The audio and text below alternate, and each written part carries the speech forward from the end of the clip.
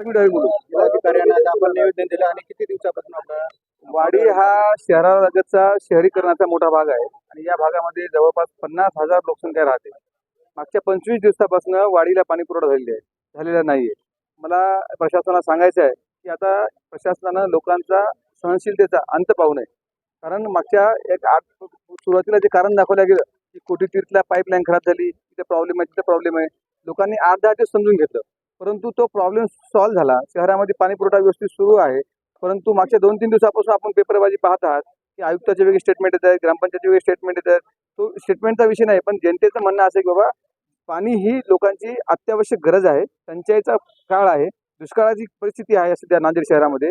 ग्रामीण भागात खेड्यापाड्यांना शासन टँकरनं पाणी पुरवठा करते, परंतु शहराचा एक भाग असलेलं वाडी गाव जे आहे त्या गावाला पाणी पुरवठा नाहीये. मागच्या 8 दिवसापासून लोकांना आंघोळ करायला पाणी प्यायला सुद्धा पाणी नाहीये. ही इतकी भीषण वाईट अवस्था आहे. आज 25 दिवसानंतर आम्ही आज ग्रामपंचायतला निवेदन काही लोकांनी दिलं, महापालिकेला निवेदन दिलं. मागच्या महापालिकेच्या संपर्कात आहोत आम्ही आणि आज एक जिल्हाधिकारी एक जिल्ह्याचे प्रमुख जबाबदार व्यक्ती आहेत म्हणून आम्ही त्यांच्याकडे आम्ही आज गाराणा घेऊन आलो.